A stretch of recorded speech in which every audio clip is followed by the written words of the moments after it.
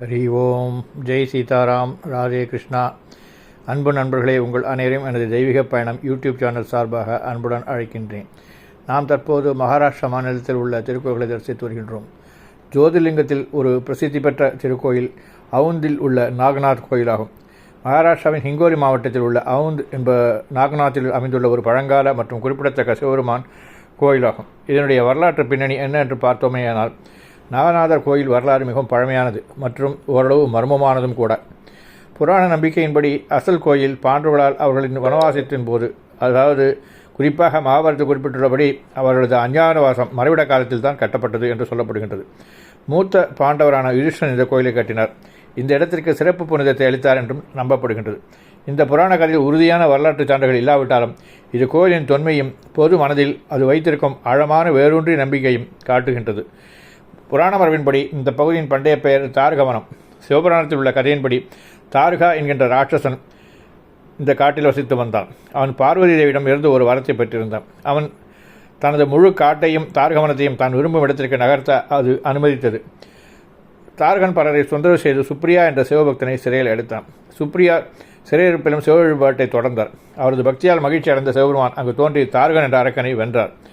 பக்தர்களின் வேண்டுகோளின்படி சிவபெருமான் நாகேஷ் அல்லது நாகநாத் என்ற ஜோதிர்லிங்க வடிவில் அங்கே நிரந்தரமாக தன்னை நிலைநிறுத்திக் கொண்டார் என்று வரலாறு கூறுகின்றது.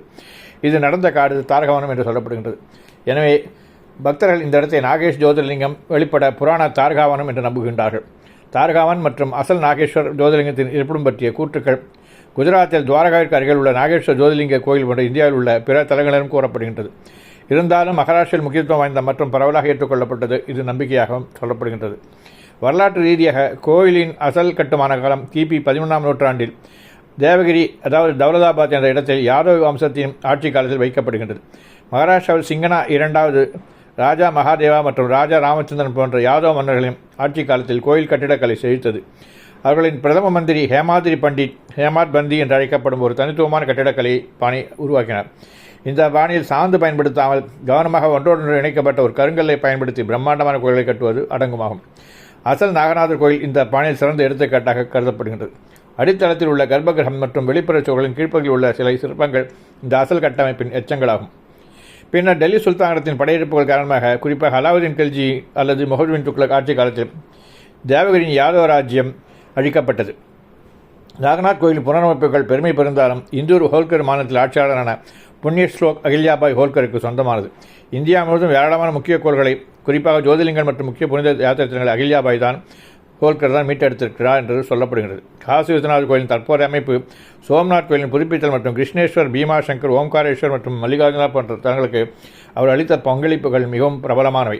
பிரபலமான நம்பிக்கையின்படி அசல் யாதவர் காலத்தில் அழிக்கப்பட்டவர்கள் அதன் பெரும்பகுதி புறக்கணிக்கப்பட்ட நிலையில் இருந்தது. அந்த இடத்தில் முக்கியத்துவத்தை அந்த அகில்யாபாய் அதன் புதுப்பித்தலை மேற்கொண்டார். வாருங்கள் அன்பர்களே, இந்த திருத்தலை தாங்களும் கண்டு தரிசித்து நன்மை பெறுவீர்கள் என்று நம்புகின்றேன். நன்றி.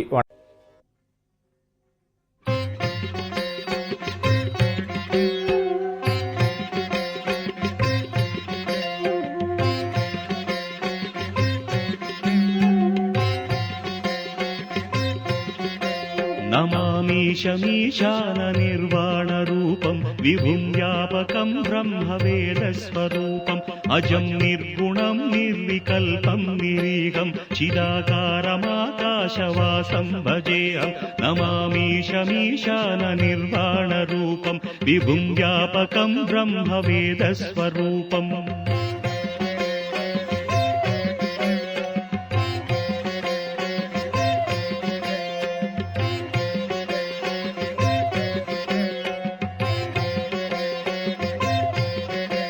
निराकारमोङ्कारमूलं तुरीयं गिराज्ञानगोतीतमीशं गिरीशं कराळं महाकालकालं कृपालं गुणागार संसारसारं नतोऽहम्. तुषाराद्रिसङ्काशगौरं गभीरं मनोभूतकोटिप्रभासी शरीरं स्फुरन्मौलिकल्लोलिनी चारुगङ्गा रसफालबालेन्दु कण्ठे भुजङ्गा.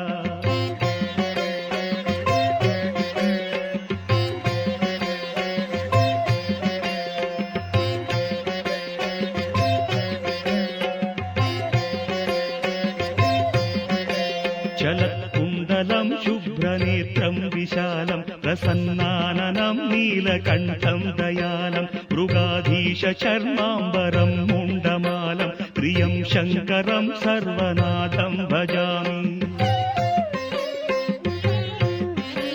प्रचण्डं प्रकृष्टं प्रगल्भं परेशम् अखण्डं भजे भानुकोटिप्रकाशं त्रयीशूलनिर्मूलनं शूलपाणिं भजेऽहं भवानीपतिं भावगम्यम्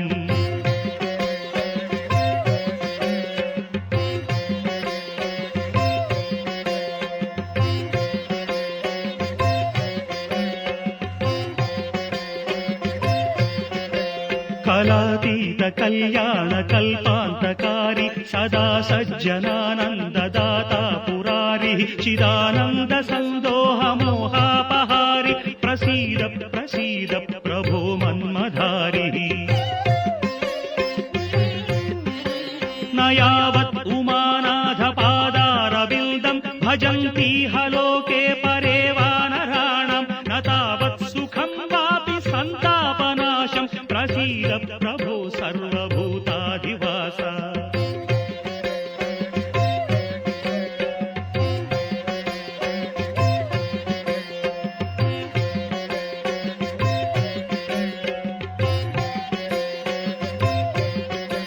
न जानामि योगं जपं नैव पूजां नतोऽहं सदा सर्वदा देव तुभ्यं जराजन्म दुःखौघतातप्यमानं प्रभो पाहि शापान्नमामीश शम्भो रुद्राष्टकमिदं प्रोक्तं विप्रेण हरतुष्टये ये पठन्ति नरा भक्त्या तेषां शम्भुः प्रसीदति।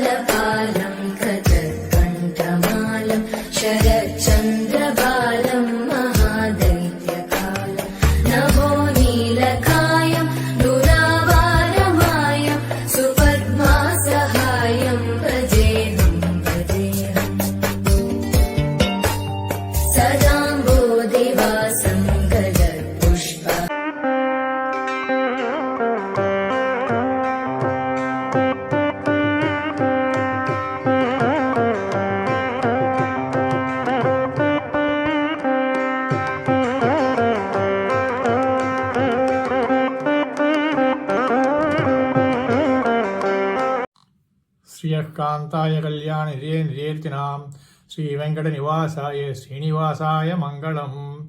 அன்பு நண்பர்களே, இந்த தெய்வீக பயணம் யூடியூப் சேனலில் தாங்கள் என்னுடன் பயணித்து சில கோயில்களை தரிசனம் செய்திருக்கின்றீர்கள் என்று நான் நம்புகின்றேன்.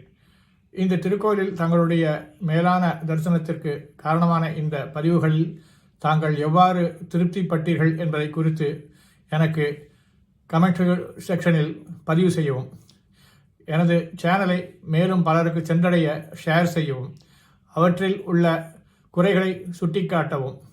நிறை குறைகளை மனதார நான் ஏற்றுக்கொள்கின்றேன். நீங்கள் என்னுடைய சேனலை தொடர்ந்து சப்ஸ்கிரைப் செய்தவும், தங்களுடைய நண்பர்கள் மற்றும் உறவினர்களுக்கு அதனை ஷேர் செய்யவும்.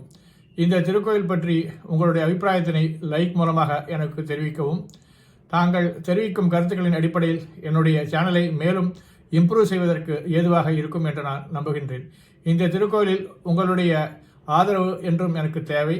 இத்திருக்கோயில் பணியினை தொடர்ந்து நான் செய்ய எனக்கு இறைவன் அருளுடன் தங்களுடைய ஒத்துழைப்பும் தேவை என்பதை மனமாற வேண்டி கேட்டுக்கொள்கின்றேன். நன்றி, வணக்கம்.